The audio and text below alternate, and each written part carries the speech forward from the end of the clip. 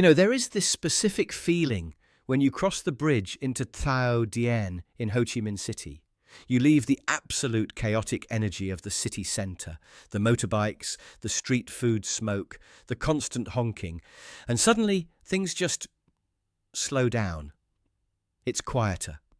The streets are lined with French bistros and international schools. It feels like an oasis. It really does. It's often called the expat bubble for a reason. It's seductive. You see these high-rise luxury apartments with infinity pools overlooking the Saigon River, and you think, this is it. This is the dream life. But that dream can get complicated very quickly if you don't know how the rental market actually works there. Exactly. It's easy to get blinded by the aesthetics. You walk into a fully furnished unit, the AC is blasting, the view is incredible, and you just want to sign immediately. But we're talking about a significant financial commitment here. Thao Dien is one of the most expensive zip codes in Vietnam. It is. And that brings us to the first reality check. The budget versus the lifestyle cost. It's not just about the rent number on the listing. In these luxury buildings, you have to factor in the hidden friction of living in a high-end zone. Are you paying a premium for a gym you'll never use? Or a pool that looks great on Instagram but is crowded every weekend? You have to separate your actual needs from the marketing fluff. That's a great point. It's the difference between buying a lifestyle and renting a home. So let's say I've found a place that fits my budget. I walk in and it looks pristine. What am I missing? What lies beneath the surface of a luxury apartment? The tropical climate. That is the silent killer of apartments in Southeast Asia. You need to look past the shiny leather sofa. You need to check the walls for water damage or fresh paint covering up mold. Humidity here is relentless. Does the air conditioning actually dehumidify, or does it just blow cold air? And since we are talking about furnished units, document everything. Right, because furnished is a loose term. Precisely. And in a legal sense, if you break a specialized imported vase that the landlord left there, that's coming out of your deposit. But speaking of legalities, this is where most expats stumble. The paperwork in Vietnam isn't just a formality, it's your legal shield. I've heard horror stories about this, people signing contracts that turn out to be invalid. It happens more than you think. In Vietnam, a landlord needs specific authorization to rent to a foreigner. It's a security matter. If they don't have the proper ownership papers or the right to lease to non-citizens, you could technically be evicted overnight by the local police, regardless of what your contract says. You need to see the red book or pink book, the ownership certificate. That is terrifying. It adds a layer of anxiety to the process. It's not just, do we get along? It's, does the government know I live here? Exactly. Your temporary residence registration depends on the landlord doing their job.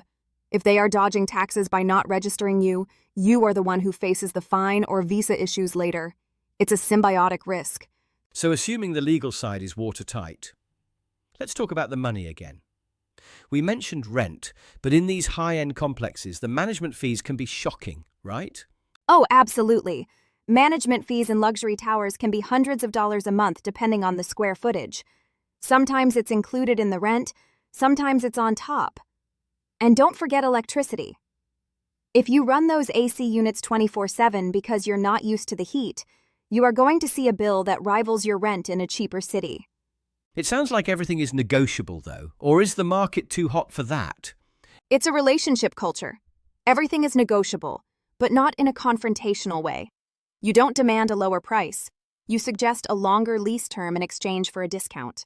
Or you ask for internet and cleaning services to be bundled in. This is where having a good agent is non-negotiable. That was going to be my next question. Can you DIY this? Or do you need a guide?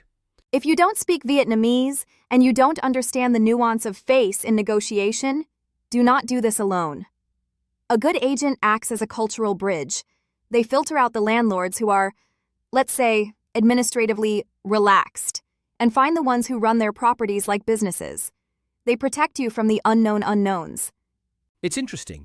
We started this conversation talking about the luxury and the dream of the Thao Dien lifestyle, but it really comes down to very grounded, practical diligence. It's almost a metaphor for expat life in general. It looks glossy from the outside, but to make it work, you have to understand the machinery underneath. That's the perfect way to put it.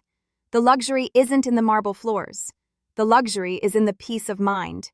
Knowing your contract is safe, your landlord is legal, and your AC isn't going to leak on your laptop. Once you secure that foundation then, and only then, can you actually enjoy that sunset view over the river. Peace of mind as the ultimate luxury. I like that. It's a good reminder that moving to a new country isn't just about changing your location. It's about learning a new set of rules for survival and comfort. Absolutely. And once you master those rules, Saigon is an incredible place to call home. Well, that gives us a lot to think about before signing on the dotted line. To everyone listening, take that extra hour to read the contract, hire the agent, and check for mold. It's worth it. Thanks for breaking this down with us. My pleasure. Stay safe and rent smart.